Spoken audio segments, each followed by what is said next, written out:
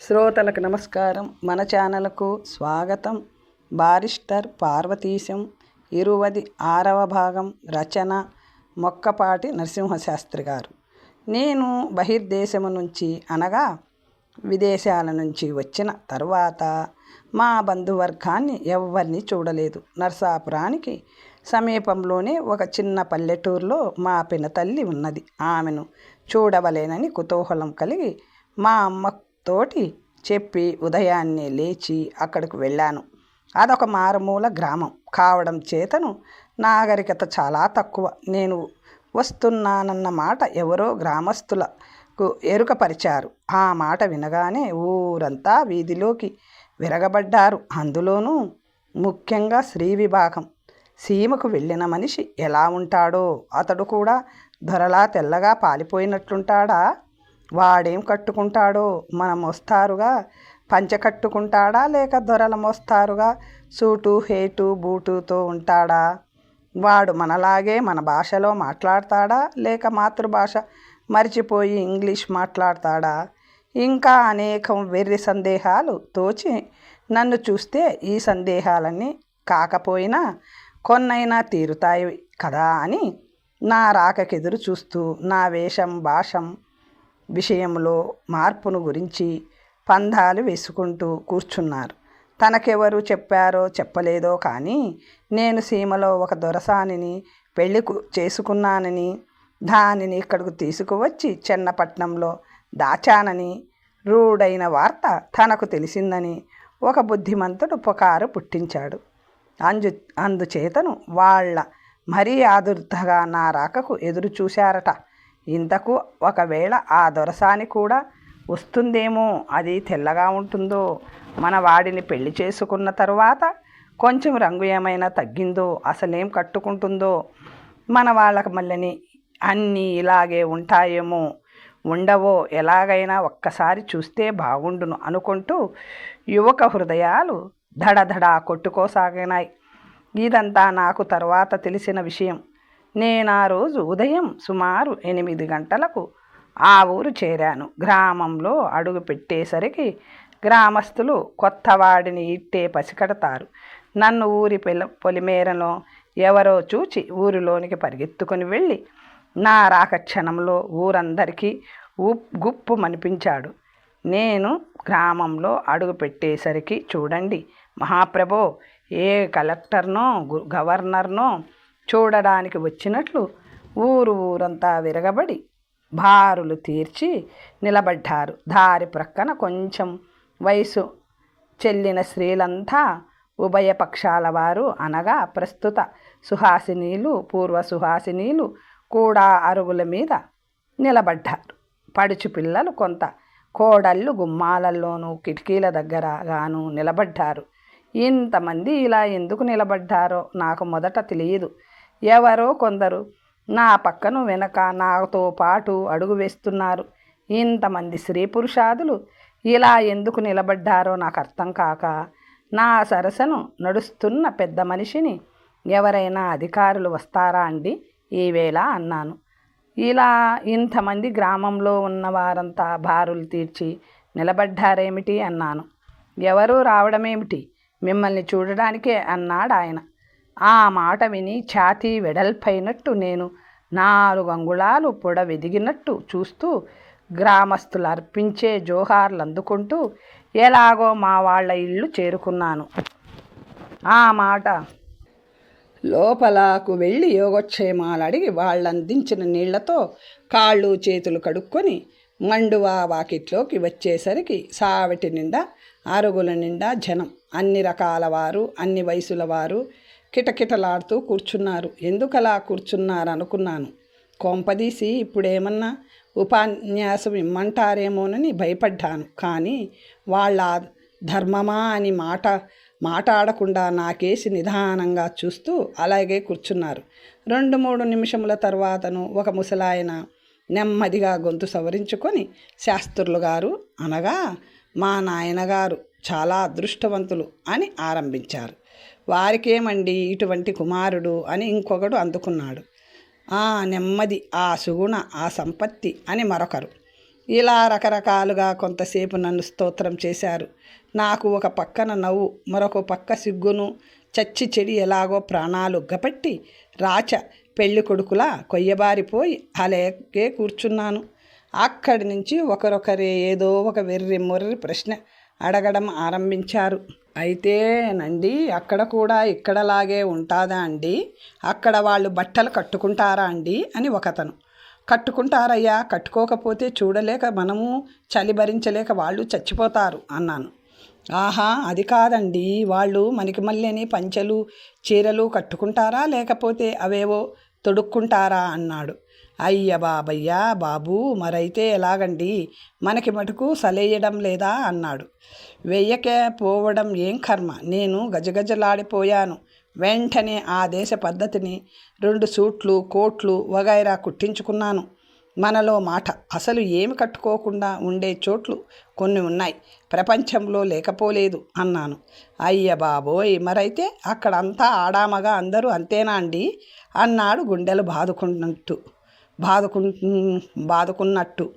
వాడి వైఖరి చూసి నవ్వుకొని వాడేదో రహస్యంగా నా దగ్గరకు వచ్చి ఆ ఊరేదో తెలుసుకొని అక్కడికి ప్రయాణం కట్టేటట్టున్నాడు అనుకున్నాను. అది చాలా వేడి దేశం. వాళ్ళు వట్టి అడవి జాతి వాళ్ళు, అనాగరికులు. ఇంకా సిగ్గని శరీరంలో కొన్ని భాగాలు గుప్తంగా దాచుకోవలేనని వాళ్ళకి తెలియదు. అందుచేతను వాళ్ళకేమీ ఎబ్బెట్టుగా ఉండదు అన్నాను.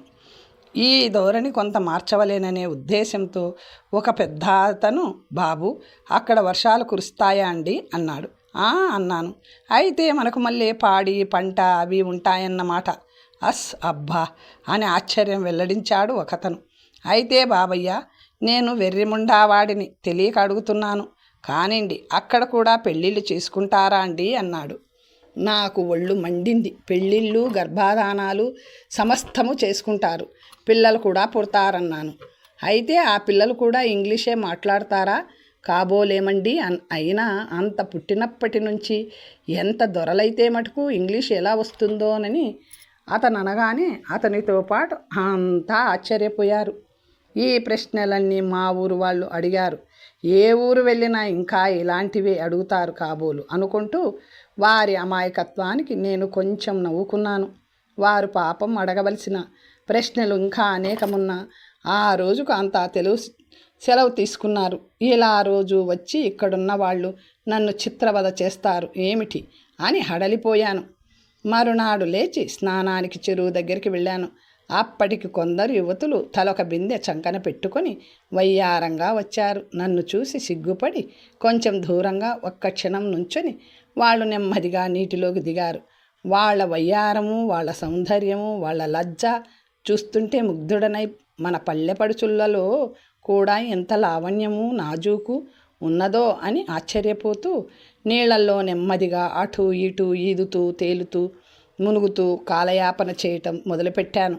ఆడవాళ్ళంతా స్నానాలు చేసి కబుర్లు చెప్పుకుంటూ మందహాసాలతో నెమ్మదిగా ఇళ్లకు బయలుదేరారు. వీళ్ళింత చిన్నతనంలో ఇంత బరువు బిందెలు ఎత్తుకుంటుంటే నాకు మనసు చివుక్కుమన్నది. పోని ఆ బిందెలు నేను ఎత్తనా అందామనుకున్నాను.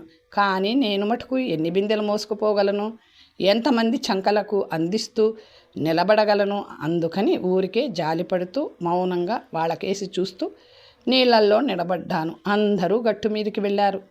ఒక అమ్మాయి మటుకు సుమారు 16 ఏళ్ళు ఉంటాయి. పలుచగా కుందనపు బొమ్మలా ఉన్నది. పాపం ఆ అమ్మాయి బిందె ఎత్తుకోలేక ఎంతో అవస్థపడుతూ ఉన్నది. కాస్త చెయ్యి ఇమ్మని తోటి వాళ్ళని పిలిస్తే వినిపించుకోకుండా ముందుకు సాగిపోతున్నారు. నాకు ఆ పిల్లని చూస్తే జాలి వేసింది. ఆలోచించకుండా ఒక్కడుగు ముందుకు వేసి, ఉండమ్మా నేను సహాయం చేస్తాను అన్నాను. ఆ అమ్మాయి ముఖం సిగ్గుతో కందగడ్డలా ఎర్రబడ్డది. వద్దని అననవలేనని ప్రయత్నించింది, కానీ నోట మాట రాలేదు. నిశ్శబ్దంగా పెదవులు మట్టుకు కదిలినాయి. నేనిదేది గమనించినట్టు ఒక పక్కన బిందె పట్టుకొని భుజం మీదకి ఎత్తుకోవడానికి సహాయం చేశాను.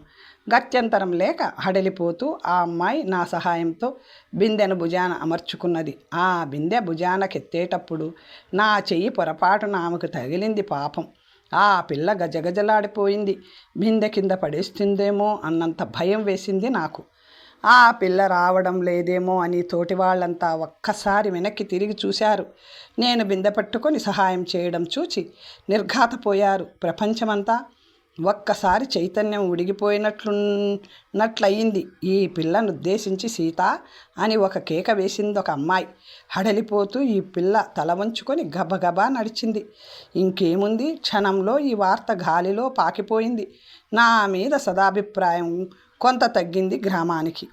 దీనితో ఊళ్ళో 2 పార్టీలుగా ఏర్పడ్డవి. పెద్దవాళ్ళు స్త్రీ పురుషులంతా ఒకటి, కుర్రకారంతా ఒకటి. వాళ్ళు నా పక్షమన్నమాట. వాళ్ళందరికీ నా మీద ఒక విధమైన అభిమానం ఏర్పడ్డది.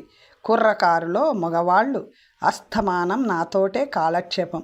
నేను ఆ కబుర్లు ఈ కబుర్లు చెబుతుంటే, అందులోనూ విదేశాలలో ఆడవాళ్ళు సంగతులు వర్ణిస్తుంటే వాళ్లకు మరీ హుషారుగా ఉండేది. ఇది జరిగిన 1-2 రోజులు తర్వాత మళ్ళీ చెరువు దగ్గర నేను మరికొందరు కుర్రాళ్ళు స్నానాలు చేస్తున్నాం. ఆడవాళ్ళు పెద్దవాళ్ళు చాలామంది తొందరగా స్నానాలు చేసి నీళ్లు తీసుకువెడుతున్నారు. నేను ఒళ్ళు తుడుచుకుంటున్నాను. ఇంతలో ఒక వితంతువు సుమారు 25 ఏళ్ల మనిషి నా వైపు తిరిగి కేకేసి ఒక మందహాసం విసురుతూ సిగ్గునభినయిస్తూ, కాస్త ఈ బిందె ఎత్తుదు నాయనా, నాకు చెయ్యి బొత్తిగా స్వాధీనం లేకుండా ఉన్నది అన్నది అర్ధోక్తితో. అంతమంది ఆడవాళ్ళు ఉన్నంతసేపు వాళ్ళనెవళ్ళని సహాయం అడగకూడదా అనుకున్నాను. నేను వస్తున్నాను అన్నది నెమ్మదిగా ఒక ఆవిడ. నాకేమీ తోచక ఒక్క క్షణం తటపటాయించాను. ఏమబ్బాయ్, దిక్కుమాలిన దాన్ని అవసరానికి ఆసరా అడిగాను కదా, కాస్త చెయ్యి వెయ్యకూడదు? అవును, నేనేమి చిన్నపిల్లనా, చక్కని దాన్న అన్నది సన్నాయి నొక్కులు నొక్కుతూ. అమ్మా నీ తస్సగొయ్య, ఎంత మాట అన్నావు అనుకొని ఆవిడ కోరిన సహాయం చేశాను. ఊళ్ళో ఆవిడ చాలా ప్రసిద్ధురాలని, గ్రంథసాంగురాలని నాకు తర్వాత తెలిసింది. ఇంకేముంది, నా ఖ్యాతి ఈ దెబ్బతో గ్రామం నలుదిశలా వ్యాపించింది. కానీ నా స్నేహితులు మటుకు నన్ను విడిచిపెట్టలేదు. నా ధైర్య సాహసాలు మెచ్చుకొని నాకు మరింత సన్నిహితులు అయినారు. వాళ్ళ ప్రోత్సాహం మీద 1-2 ఉపన్యాసాలు కూడా ఇచ్చాను. ఆ ఊళ్ళో స్త్రీలకు కూడా ప్రత్యేకించి ఏదో ఒక ఉపన్యాసం ఇమ్మన్నారు. అలాగే వాళ్లకు చెప్పవలసిన విషయాలు చాలానే ఉన్నాయి కాబట్టి స్త్రీలకు వేరే సభ ఏర్పాటు చేయమన్నాను. మా మిత్రుడు ఆ సభ ఏర్పాటుకు ఎంత ప్రయత్నం చేసినా పడుచు వాళ్లను పంపడానికి పెద్దవాళ్ళు ఎవ్వరూ ఒప్పుకోలేదు.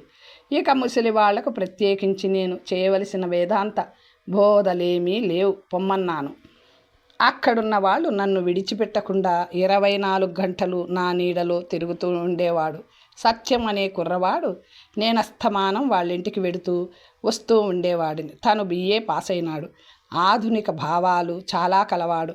అతని భార్య చక్కని చుక్క. ఆమె అంటే అతనికి అమితమైన ప్రేమ. ఆవిడకు చాలా స్వతంత్రం ఇచ్చేవాడు.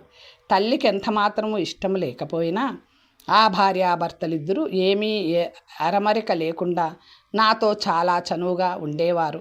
ఒకరోజు మధ్యాహ్నం వారింట్లో కూర్చున్నాను. ఆ పూట ఆ అమ్మాయి పుట్టింటికి వెడుతూ ఉన్నది. 2 ఎడ్ల బండి వీధిలో నిలబడి ఉన్నది. మూట ముల్లె కట్టుకొని ఆవిడ లోపల సిద్ధంగా ఉన్నది. ఆ అమ్మాయి భర్త నేను సామాను వండిలో పెట్టాం. మీకు కూడా ఎందుకండి ఈ శ్రమ అంటూ అతను చాలా మొహమాట కూడా పడ్డాడు. ఇంకొకటి 2 వస్తువులు ఉంటే తేవటానికి అతను లోపలికి వెళ్ళాడు. బండి ఎక్కడానికి ఆ అమ్మాయి వీధిలో బండి దగ్గరకు వచ్చింది. అత్తగారు వెనకాల గుమ్మం దగ్గర నిలబడ్డది. ఇరుగు పొరుగు వాళ్ళు, కొంతమంది ఎదుటి ఇళ్ళ వాళ్ళు, పక్క ఇళ్ళ వాళ్ళు, స్త్రీలు చాలామంది వాళ్ళ అరుగుల మీద నిలబడ్డారు. నేను బండికి దగ్గరనే ఉన్నాను. ఆ అమ్మాయి బండి ఎక్కాలని 2-3 సార్లు ప్రయత్నించి ఎక్కలేక అవస్థపడుతున్నది. కుర్జీ పీట తీసుకురమ్మని అత్తగారు లోపలనున్న కొడుకును కేకవేసింది. ఎందుకమ్మా, ఎక్కు, నేనున్నానుగా అని క్షణంలో అత్తగారు అని వారించే దానికి కూడా వ్యవధి లేకుండా నేను వెనక నుంచి అమాంతం ఆ అమ్మాయి నడుం పట్టుకొని బండిలోకి ఎక్కించాను. ఇలా జరుగుతుందని అక్కడున్న ఏ ఒక్కరూ ఊహించలేకపోయారు. నేను అనాలోచితంగా పాశ్చాత్య పద్ధతిలో ఆ అమ్మాయి నా చెల్లెలో మరో సన్నిహిత బంధువో అయినట్టు భావించుకొని ఈ సహాయం చేయవలేనని తోచి అలా చేశాను. అత్తింటి కాపురం చేస్తున్న పిల్ల స్వంత చెల్లెలైనా అలా ఎత్తుకొని బండి ఎక్కించడం మన పద్ధతులకు విరుద్ధమన్న సంగతి ఈ క్షణంలో నేను విస్మరించాను. అది నా వల్ల వచ్చిన పొరపాటు. పిల్ల సిగ్గుతోనూ భయంతోనూ నోరెత్తలేకపోయింది. అత్తగారు అగ్నిహోత్రమైపోయింది. ఇరుగు పొరుగు వారంతా ఏకగ్రీవంగా అయ్యో వాడి సహవాసం మండా అన్నారు. ముసలావిడ పార్వతీశం నీకేం పోయే కాలం అన్నది నిప్పులు కక్కుతూ. నేను నా తప్పు తెలుసుకొని హడలెత్తి నాకు మరొక దురుద్దేశం ఏమీ లేదని చెప్పడానికి కూడా నోరు రాక అక్కడున్న ఎవ్వరికేసి చూడలేక తల వంచుకొని ఇంటికి వెళ్ళిపోయాను. నాకంటే ముందే ఈ వార్త మా ఇల్లు చేరింది. మా పిన్ని నన్ను ఇన్ని దేశాలు ఇన్నేళ్లు తిరిగి ఇంత డబ్బు తగలేసి ఇదట్రా నువ్వు చదివిన చదువు, నీ చదువు చెట్టుబండలు కాను, ఎంత పని చేశావురా, పట్టపగలు ఎంత సిగ్గులేకపోయిందిరా, వాళ్ళ మొహం ఎలా చూడనురా, నా తల ఎక్కడ పెట్టుకోనరా అంటూ శోకాలు తీస్తూ ఆ రాగ వరసని నాకు తల వాచేటట్టు 4 పెట్టింది. కాసేపటికి నా స్నేహితుడు అగ్నిపర్వతంలా చక్కా వచ్చాడు. నన్ను చూసి నువ్వింత బద్మాసువని అనుకోలేదు, ఈ మాట నీవు నా గుమ్మం తొక్కితే చంపేస్తాను అని అక్కడ నుంచోకుండా పరిగెత్తాడు. నాకు నవ్వాలో ఏడవాలో తెలియలేదు. కథ ఇలా అడ్డంగా తిరిగిందేమో అనుకున్నాను. అనాలోచితంగా చేసిన ఈ చిన్న పని ఎంత పని చేసింది. వాళ్ళందరూ ఒక్క క్షణంలో నా వైపు ఎంత నింద మోపారు అనుకుంటూ నా స్నేహితుడికి నా అభిప్రాయమంతా విశదంగా ఉత్తరం రాసి ఆ రోజుననే ఆ గ్రామం నుంచి మకాం ఎత్తేసాను. మంచికి పోతే చెడు ఎదురు అవుతుందంటారు. ఇదే కాబోలు మన వాళ్ళు వ్యవహారమంతా ఇలాగే ఉంటుంది. పోని పల్లెటూరని సరిపెట్టుకుందామా అంటే పట్నవాసాలలో మటుకు ఇంతకంటే ఉన్నత భావాలు ఉండి చచ్చినాయా అనుకున్నాను. మొన్న నరసాపురంలో జరిగిన సన్మానాలు, ఈనాడు ఇక్కడ ఈ అవమానాలు, ఇదే కాబోలు జీవితం. ఆ సాయంకాలానికి నెమ్మదిగా నరసాపురం చేరుకున్నాను. ఆ పూట ఇంటికి వెళ్ళబుద్ధి కాలేదు. ఆ గ్రామంలో నేను చేసిన పని తప్పు అని కానీ దుష్యమని కానీ ఇప్పటికీ నేను అనుకోలేకుండా ఉన్నాను. ఒక దుర్ముహూర్తమున ఏ దురుద్దేశము ఎంత మాత్రమూ లేకుండా అనాలోచితంగా చాలా సహజం అనుకొని చేసిన పని ఇటువంటి విపరీత పరిణామానికి దారితీస్తుందని ఊహించలేకపోయాను. నేను 3 సంవత్సరములు విదేశ జీవనంలో కొన్ని వేల సంవత్సరాల మన నాగరికతను అధిగమించి బహుశా మనం ఇంకొక శతాబ్దిలో కానీ సాధించలేని ప్రగతిని ఈ 3 సంవత్సరాలలోనూ కొంతవరకు నేను అందుకోగలిగాను కాబోలు. ఈ విషయము ఆ ఊరు వాళ్లకు తెలియపరచడం ఎలాగో నేనిప్పుడు చెబితే ఏదో కాకమ్మ కథ కల్పించాననుకుంటారు. కానీ నా మనోభావం వాళ్ళెలా గ్రహించగలరు? ఈ సంఘటనతో నా మనసు ఎంత వికలమైనదో నాకే ఆశ్చర్యంగా ఉంది. ఏ సందర్భంలోనూ ఎన్నడూ ఇంత మనోవేదన పొందిన జ్ఞాపకం లేదు. ఆ గ్రామస్తుల దృష్టిలో ఒక కళంకమిలాగే నిలిచిపోతుంది కాబోలు. ఏం చెయ్యను, ఇంక నా గ్రామంలో అడుగుపెట్టే యోగ్యత చేతులారా పోగొట్టుకున్నాను నేను. అయితే మటుకు ఏం చెయ్యను, చేసినది అనుభవించక తప్పదు కదా, అనుభవిస్తాను. నాకేమీ అభ్యంతరం లేదు. అభ్యంతరం ఉన్నా తప్పదు. కానీ ఆ పిల్లను దేవతలాంటి దాన్ని అమాయకుడైన భర్త, మూర్ఖురాలైన అత్తగారు ఎన్ని విధాలుగా క్షోభ పెడతారో అంతకంటే పరమ మూర్ఖులైన ఆ గ్రామీణ స్త్రీజనం మరీ కాకుల్లా పొడిచేస్తారు పాపం. ఈ మనసుతో ఈ వేదనతో ఇంటికి వెళ్ళవలననే బుద్ధి పుట్టలేదు. ఆ రాత్రి అక్కడే ఒక స్నేహితుడింట్లో పడుకున్నాను. అతను చాలా సంతోషించాడు. రాత్రి ఎంతోసేపు కబుర్ల మధ్యను నా గొడవ కొంత మర్చిపోగలిగాను.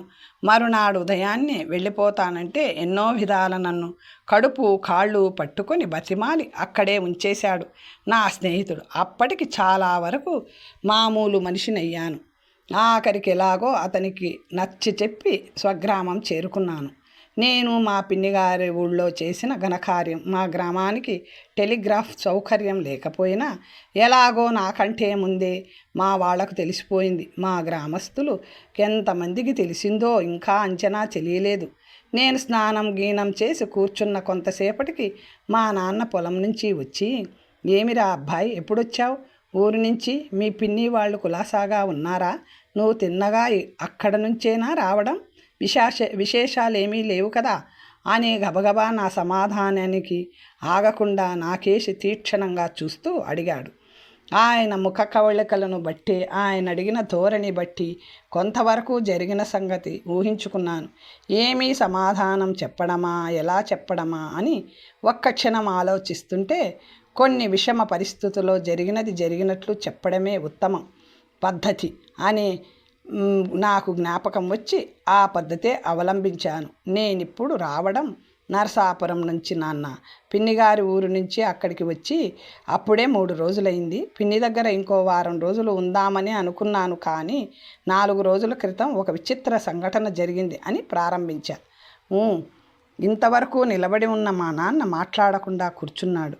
ఒక అక్షరమైనా విడిచిపెట్టకుండా నేను ఆ ఊరు వెళ్ళింది మొదలు ఆ ఊరు విడిచిన క్షణం వరకు సమస్తము వివరంగా వర్ణించి చెప్పాను.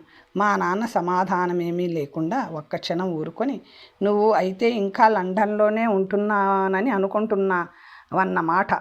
స్వదేశానికి స్వగ్రామానికి వచ్చిన విషయం జ్ఞప్తిలో లేదన్నమాట అన్నారు. లేదు నాన్న, అన్నీ జ్ఞాపకం ఉన్నాయి. ఎలా మర్చిపోతాను? ఎటొచ్చి నా వల్ల వచ్చినది ఒక్కటే పొరపాటు నాన్న. ఈ 3 సంవత్సరాలలోనూ నేను విదేశాలలో చూసిన నాగరికత ఇక్కడ వచ్చి ఉంటుందని అనుకున్నాను. ఈ సంఘటన జరిగిన ఉత్తర క్షణంలో నేను పొరపడ్డానని, మనం ఇంకా యథాప్రకారంగా ఆధునికతకు కొన్ని శతాబ్దాలు వెనుకనే ఉన్నామని తెలుసుకున్నాను.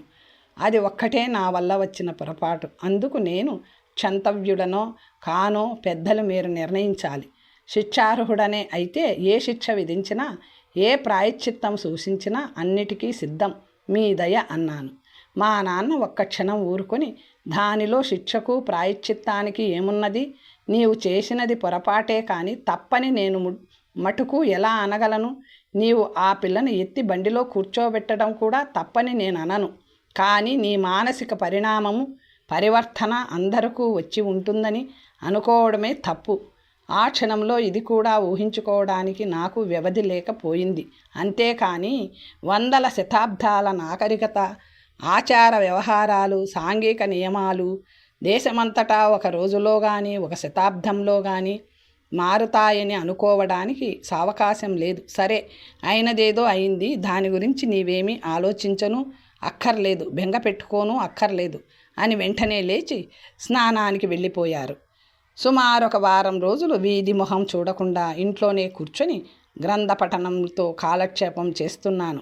ఒకరోజు మధ్యాహ్నం సుమారు 3 గంటల వేళ నేనేదో చదువుకుంటుంటే మా నాన్న ఎందుకో నన్ను కేకవేశారు. ఎందుకా అనుకుంటూ పుస్తకం చేత్తో పట్టుకొని, పిలిచారా నాన్న అంటూ సావిట్లోకి వచ్చాను. అక్కడ మా నాన్నే కాకుండా పరాయి పెద్ద మనుషులు ఎవరో 2 కూర్చున్నారు. పిలిచాను, రా, ఇలా రా, ఒక్క క్షణం ఇలా కూర్చో అన్నారు మా నాన్న. ఏమిటా? ఈ వచ్చిన వారెవరా అని ఆలోచిస్తూ కూర్చొని వారి ముఖాలకేసి చూశాను. వాళ్ళు నన్ను ఆపాదమస్తకము పరీక్షగా చూస్తున్నారు. ఎందుకో మా నాన్న ఇదిగోనండి ఇతనే మా అబ్బాయి అని, వారితోనూ వీరు సూర్యనారాయణ శాస్త్రులు గారని నిన్ను చూడ్డానికి వచ్చారు. వారు సంపన్న గృహస్థులు, పెద్ద ప్రతిష్ట గల విద్వాంసీయులు. వారు స్వతహాగా మంచి విద్వాంసులు. వారు కుమార్తెను నీకివ్వవలెనని సంకల్పంతో మనతో సంబంధం కలుపుకోవలెనని కోరికతో ఇక్కడికి దయచేశారు. వారేవేవో వారి తాహతను బట్టి మన అర్హతను బట్టి కట్నాలు కానుకలు ఇస్తామంటున్నారు. మనకు అటువంటి విషయంలో పట్టింపులేవీ లేవని వారితో మనవి చేశాను. అయ్యా శాస్త్రులు గారు, ఏమిటి మీ సెలవు అన్నారు వచ్చిన వారిని ఉద్దేశించి. ఆ సూర్యనారాయణ శాస్త్రులు ఏమీ మాట్లాడకుండానే పక్కనున్న పెద్ద మనిషి, ఎవరు ఏమనడానికి ఏమున్నదండి, ఇంకా మీ పేరు ప్రతిష్టలు విని మీ సదాచార సంపత్తి, మీ ఐశ్వర్యము, మీ పిల్లవాని విద్యాబుద్ధులు, సుగుణ సంపత్తి ఇదివరకే విని ఇక్కడకు వచ్చాము.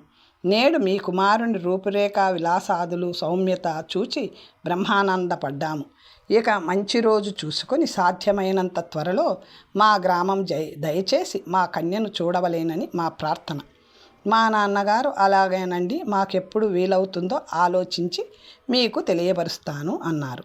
శాస్త్రులు గారు చాలా సంతోషం అన్నారు. రెండో ఆయన కూడా ఇక్కడికి వచ్చి మీ దర్శనం చేసుకునేటప్పటికి మీ ఆదరణ మర్యాద చూచిన తరువాతను, మీ కుమారుని దర్శించిన తరువాతను పిల్లను చూడడం ఊరికే ఒక లాంఛనమేమీ కానీ సంబంధం నిశ్చయమే అనే భావన నాకు కలిగింది. మేం బయలుదేరిన వేళ విశేషం, పెళ్లి కుమార్తె అదృష్టము అన్నారు. ఉభయులు లేచి మా నాన్నకు నమస్కరించి నన్ను మళ్ళీ ఒకసారి పరీక్షగా చూచి, ఇక మాకు అనుజ్ఞ ఇప్పించండి, మేము మా ఏర్పాట్లు చేసుకుంటాం, మీ రాకకు నిరీక్షిస్తూ ఉంటాము అని వారు వీధిలోకి మళ్ళారు. మా నాన్న 10 భారలు వారి ననుసరించి సాగనంపి తిరిగి వచ్చారు. నేను మటుకు నిలబడ్డ చోటే నిలబడి, ఇదేమిరా భగవంతుడా, ఇదొకటి వచ్చి పడింది. వివాహ ప్రసక్తితో మళ్ళీ మా నాన్నకు నాకు కొంత ఘర్షణ జరిగే సూచనలు కనబడుతున్నాయి. ఎలాగా అనుకుంటూ నా గదిలోకి చక్కా పోయాను. గదిలోకి వెళ్ళి కూర్చోగానే మళ్ళీ పుస్తకం చదవబుద్ధి కాలేదు. మనసు పరిపరి విధాల పరిగెడుతుంది. నేను విదేశాలకు బయలుదేరక ముందు వచ్చిన పెళ్ళి సంబంధం, అప్పుడు నేను మా మామయ్య పిల్లను చూడడము, అక్కడ జరిగిన ఆభాసు అన్నీ ఒకటొకటే జ్ఞాపకం వచ్చి ఎంతసేపో నాలో నేను నవ్వుకుంటూ కూర్చున్నాను. అప్పటి నుంచి పెళ్లి చూపులకు వెళ్ళడం అంటే ఒక విధమైన భీతి ఏర్పడ్డది. అప్పుడంటే కన్యను చూడడానికి ప్రయాణం అవుతుంటే కొంత కుతూహలంగానే ఉండేది. ఇప్పుడు ఆ ఉత్సాహం పోయింది. 2-3 రోజులు మళ్ళా మా నాన్న ఆ ప్రసక్తి ఏమీ తేలేదు. ఆయన పనులు ఆయన చూసుకుంటున్నాడు. నా పుస్తకాలతో నేను కాలక్షేపం చేసుకుంటున్నాను. 4 రోజులు గడిచాయి. ఒకరోజు మధ్యాహ్నం భోజనాలైన తరువాతను, ఏమిరా అబ్బాయి, మొన్న వచ్చిన పెళ్లివారికి ఎల్లుండి బాగున్నదని మనం పిల్లని చూడడానికి వస్తున్నామని నిన్ననే ఉత్తరం రాశాను. పిల్ల మనకు నచ్చితే మనం చేసుకుందాం. వారిచ్చే కట్నం కానుకలతోటి మనకేమీ నిమిత్తం లేదు, అవసరమూ లేదు. మనకు కావలసింది గుణవతి రూపవతి అయిన కన్య గాని కన్యతో వచ్చే బరువులేవి కావు. ఇంతవరకు వారు నాతోటి ఆ ప్రశంస ఏమీ చేయలేదు. నేనంతకంటే అడగనూ లేదు. నేనింతవరకు కన్య తండ్రి యోగ్యుడని, వేదాధ్యాయన పరుడని, కొంచెం ఛాందస్సుడని విన్నాను. అంతకు ఆయన ఛాందస్సం ఆయనకే ఉంటుంది కానీ పిల్లతోటి మన ఇంటికి రాదు కదా. కన్యను చూచుకోమని వారడగడం మర్యాద. మన తృప్తి కోసం వెళ్ళి చూడడం కూడా ఒక మర్యాదే. ఏమంటావు అన్నారు. నేనేమనను? ఈ 4 రోజుల నుంచి ఈ సంభాషణ ఎప్పుడు జరుగుతుందా, నేనేమి అనాలా అని ఆలోచించుకుంటున్నాను. కానీ ఏమనాలో మటుకు ఒక నిర్ణయానికి రాలేకపోయాను. నేను సమాధానం ఊహించుకోకుండానే ప్రశ్న వేశారు మా నాన్న. అనుకుంటూ ఏదో ఒక మాట అనాలి గనుక, పోనిద్దురు, ఇప్పుడొచ్చిన తొందరేమిటి? పెళ్ళికి మీరంతా తొందరపడటానికి నేనేమి ఆడపిల్లను కాదు కదా. నేనింకా ఏం చెయ్యాలో అనగా, వ్యవసాయమో ప్లీడరీయో ఉద్యోగమో ఏ నిర్ణయమూ చేసుకోలేదు కదా అన్నాను. దానికి దీనికి సంబంధం ఏమిటన్నారు మా నాన్న. నా జీవిత విధానంలో నా నిర్ణయాలు అనుసరించి నీ భార్య నీకు సహధర్మచారిణిగా ఉండవలసిందే కానీ నీకు నిర్ణయాలు చేసేది, నీవు చేసుకున్న నిర్ణయాలు మార్చేది కాదు కదా అన్నారు. మీరన్నది మన సంప్రదాయం అనుకోండి, కానీ ఈనాటి ఆలోచన సరళి కొంచెం మారింది కదా. ఎక్కడి నుంచో పరాయి ఇంటి నుంచి మన ఇంటికి వచ్చి జీవితమంతా మనతోనే ఉండి అన్నింటా మనతో ఐక్యం కావలసిన మనిషి మన ఆలోచనలు మన పద్ధతులు కూడా తెలుసుకోవద్దా? అందులో మంచి చెడ్డలు నిర్ణయించుకునేటప్పుడు ఆమె అభిప్రాయం కూడా మనం అడిగి తెలుసుకోవడంలోనూ, మనము అడక్కపోయినా స్వతంత్రించి తన సలహా చెప్పడంలోనూ తప్పేముంటుంది? మా అమ్మని మీరెప్పుడూ అడిగారా? ఏ విషయంలోనూ ఆమెతో సంప్రదించారా? ఒక భోజన విషయంలోనైనా ఆమె స్వతంత్రించి నిర్ణయాలు చేసుకునేది అన్నాను కొంచెం తొందరతో. ఆహా, అలాగా, నిజమే. మీ చదువుతో పాటే ఇతర విషయాలు కూడా చాలా వంటబడతాయన్నమాట. మర్చిపోయాను. సరే పోని, అవన్నీ తరువాత ఆలోచించుకోవచ్చును. ముందు పిల్లను చూడవచ్చు కదా అన్నారు. 2-3 నిమిషములు మౌనంగా ఊరుకొని, ఆ అమ్మాయి వయసు ఎంతో అన్నాను. మా నాన్న ఎప్పుడు దేనికి మాటకి తడుముకోని మనిషి నిర్ఘాతపోయి నాకేసి చూస్తూ కొంతసేపు ఊరుకున్నారు. అప్పటికి తేరుకొని నా అభిప్రాయం గ్రహించినట్టు, నీ ఉద్దేశం అన్నారు. నా ఉద్దేశానికి ఏమున్నది? మీరు ఊహించినదే. నా వయసు ఇప్పుడు 22, 23 ఉన్నాయి కదా. ఇంకను ఆ పిల్లకు నాకు వ్యత్యాసం ఎలా ఉంటుందా అని ఊహిస్తున్నాను అన్నాను. కొంత తేడా ఉండే మాట వాస్తవమే. నీవు విదేశాలకు వెళ్ళకముందే ఒకసారి ప్రయత్నం చేసిన సంగతి నీకు జ్ఞాపకం ఉండే ఉంటుంది. అప్పుడైతే ఈ ఆలోచనలేవి మనకు ఉండకపోయేవి. మరి ఇప్పుడు ఏదో కొంత తేడా తప్పనిసరి అవుతున్నది. ఇంతకు నేను వాళ్ళని అడగలేదు. ముందు మనకు పిల్ల నచ్చడం, తరువాత జాతకం నచ్చడం, ఇవి రెండూ అయితే అప్పుడే వ్యత్యాసం మాట. నాకేసి చూస్తూ కొంతసేపు ఊరుకున్నారు. దానిని గురించి ఇంకా వాద ప్రతివాదాలు అనవసరమన్నట్టు ఆయన లేచి వెళ్ళిపోయారు. నేను తుది మాట చెప్పే అవకాశం లేకుండా చూశారు మా నాన్న. అంతకంటే గట్టిగా నా పెళ్లి సంగతి నా ఇష్టం వచ్చినప్పుడు, అవసరం వచ్చినప్పుడు నేనే చూసుకుంటాను అని చెప్పి ధైర్యం ఇన్నేళ్ళు వచ్చినా, ఇన్ని దేశాలు తిరిగినా లేకపోయింది. ఇంకా చేసేదేమీ లేక ఏమి జరుగుతుందో చూద్దామని నేను ఊరుకున్నాను. 3వ నాడు బాగా తొందరగా భోజనాలు ముగించుకొని పెళ్లి చూపులకు బయలుదేరబోతుండగా అమ్మను కూడా తీసుకువెడదామన్నాను. ఎందుకు, అనవసరం. ఇప్పుడు నాకు నచ్చితే మీ అమ్మకు నచ్చుతుంది. పైగా అక్కడ కొంత దూరం నడవాల్సి కూడా ఉంటుంది. మీ అమ్మ శ్రమ పడలేదు. అన్నీ నిశ్చయమైతే తాంబూలాలు పుచ్చుకునేటప్పుడు ఎలాగూ చూస్తుంది అని మేము వెళ్ళి వస్తున్నాం అని ఒక కేక వేశారు మా నాన్న. మా అమ్మ ఏ పని మీద ఉన్నదో శుభం అని చేతులు తుడుచుకుంటూ నవ్వుతూ యువతలకు వచ్చి మమ్మల్ని సాగనంపింది. మధ్యాహ్నం సుమారు 2 గంటలకు ఆ గ్రామం చేరుకున్నాం. వారు మా రాకకై అన్నీ సిద్ధం చేసుకొని వీధి అరుగు మీదనే కూర్చొని నిరీక్షిస్తూనే ఉన్నారు. మమ్మల్ని చూడడంతోటే మేము వస్తున్నామని లోపలికి కేక వేశారు. యజమానురాలు పాద ప్రక్షాళనకు నీళ్లు తీసుకువచ్చి పెట్టింది. లోపలికి వెళ్ళి కూర్చొని కొంతసేపు ఆ మాట ఈ మాట అయిన తరువాత ఏమే అమ్మాయిని ఇంకా తీసుకురావే అని భార్యను కేకవేశారు. మొన్న మా ఊరు ఈ శాస్త్రులు గారితో వచ్చిన ఆయన కూడా సావిట్లో ఉన్నారు. మరెవరో ఒకరిద్దరు కూడా ఉన్నారు. ఇంతలోకే శాస్త్రి గారి భార్య కుమార్తెను తీసుకొని సావిట్లేకి వచ్చింది. ఇలా కూర్చో అమ్మా అని అక్కడున్న చాప మీద కూర్చోబెట్టి పిల్ల వెనుకకు తాను నిలబడి ఉన్నది. లోపల గుమ్మంలో ఇంకెవరో 2-3 ముత్తైదువులు వేడుక చూస్తున్నారు. మొదట వీధిలో తల్లిని చూచినప్పుడే నాకు కొంచెం అనుమానం కలిగింది. ఇప్పుడు పిల్లను చూడడంతోటే నా అనుమానం రూఢి అయినది. పిల్లకు 11 ఏళ్ళు కంటే ఉండవు.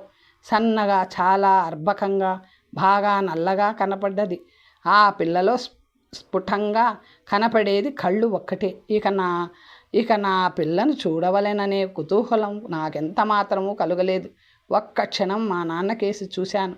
ముఖం చూస్తే ఆయనకు నచ్చినట్లు కనబడలేదు. ఇంకొక క్షణానికల్లా ఆయన కూడా ఇక్కడుండవలసిన అవసరం తీరింది అన్నట్టుగా బాగుంది శాస్త్రి గారు, చాలా సంతోషం, సెలవు ఇప్పిస్తే అన్నారు. ఆ పిల్లను ఎవ్వరము ఏ ప్రశ్న వేయలేదు. నీ పేరు ఏమిటని కూడా అడగలేదు. మా భావం వారందరికీ అర్థమయ్యే ఉంటుంది. ఎవ్వరు మాట్లాడలేదు. సాయంకాలానికి కొంచెం కష్టమైన మొగల్తూరు చేరుకున్నాం. దారి పొడవునా మా నాన్న ఒక్క మాట కూడా మాట్లాడలేదు. నేనేమీ మాట్లాడను. ఇంటికి రాగానే మా ముఖం చూచి పెళ్లి కూతురు ఎలా ఉన్నది మా అమ్మకు అర్థమైపోయినట్లుంది. ఆవిడ కూడా ఈ ప్రశంస ఏమీ చేయలేదు. ఆడపిల్లలను కన్నవారు పిల్ల పుట్టింది లగాయత్తు దాన్ని అత్తింటికి పంపే వరకు ఒకటే ఆలోచన కదా. వారు సుఖంగా నిద్రపోరు. కనపడ్డ యువకులను నిద్రపోనివ్వరు. నెల రోజులు తిరగకుండానే మళ్ళీ సంబంధం రావటం, మళ్ళీ చూడవలేనని నిశ్చయించుకోవడం జరిగింది. ఈసారి పిల్ల తండ్రి పండితుడు కాదు, కానీ చాలా లౌక్యుడు. గడసరిలాగా కనపడ్డాడు. పిల్లను చూడటానికి బయలుదేరబోతుంటే ఎక్కడి నుంచో ఈ సంబంధం మాకు తగినది కాదని, పిల్ల తండ్రి పరమ దుర్మార్గుడని, ఇంకా ఏవేవో వారిని గురించి వర్ణిస్తూ ఒక ఆకాశరామన్న ఉత్తరం వచ్చింది. అనుకున్న ప్రయాణం ఆ పూటకు ఆపుచేసి మా నాన్న ఒక్కరు ఎక్కడికో వెళ్ళి సాయంకాలానికి చాలా అలసిపోయి ఇంటికి వచ్చారు. ఎవరితోటి ఏమీ మాట్లాడలేదు. స్నానం చేసి భోజనాల దగ్గర ఈ ప్రసక్తి తీసుకువచ్చారు. మనవాడి అదృష్టం చాలా మంచిది గనుక ఈ సంబంధం తప్పిపోయింది. నేను రోజస్తమానము తిరిగి వారిని గురించి బోలెడన్ని వివరాలు తెలుసుకున్నాను. ఆ పిల్ల తండ్రి ఎంత లౌక్యుడో, ఎంత దుర్మార్గుడో తెలుసుకోవడానికి ఒక్క విషయం చెప్తాను. మనవాడికి కట్నం క్రింద కొంత రొక్కమే కాకుండా 2-3 ఎకరాలు భూమి కూడా ఇస్తామని, ఆ భూమి ఊరికి దక్షిణంగా ఉన్నదని, దాని నెంబరు ఫలానా అని కూడా నేనేమీ అడగకుండానే మాకు కట్నం అవసరం లేదని చెప్పినా వినిపించుకోకుండానే వివరాలన్నీ నాతో చెప్పాడు. ఇవాళ వాకబ్లో తేలిన విషయం ఏమిటంటే ఆ భూమి శ్మశానమే. దానిని ఆనుకున్న బంజరు గ్రామ కంఠమని తేలింది. ఇటువంటి వాడిని ఏం చేస్తే పాపమున్నది? ఈ రహస్యం ఏనాటికి బయటపడదనుకున్నాడా? ఇంత దుర్మార్గం, ఇటువంటి దురాలోచన నా జీవితంలో ఇంతవరకెప్పుడూ వినలేదు. మన వాడి జాతకం మంచిదని, చాలా మంచి సంబంధమే వస్తుందని నమ్మకం ఉన్నది. కానీ అయినప్పుడే అవుతుందన్నాడు. అయ్యా, వీడిల్లు వల్లకాడుగాను అన్నది మా అమ్మ. నేనేమీ మాట్లాడలేదు. కొంచెం నవ్వు మటుకు వచ్చింది. ఈ అనుభవంతో కొన్ని రోజుల వరకు మళ్ళీ వివాహ ప్రశంస ఏమీ జరగలేదు. తర్వాత కథ వచ్చే భాగంలో తెలుసుకుందాం. నమస్తే.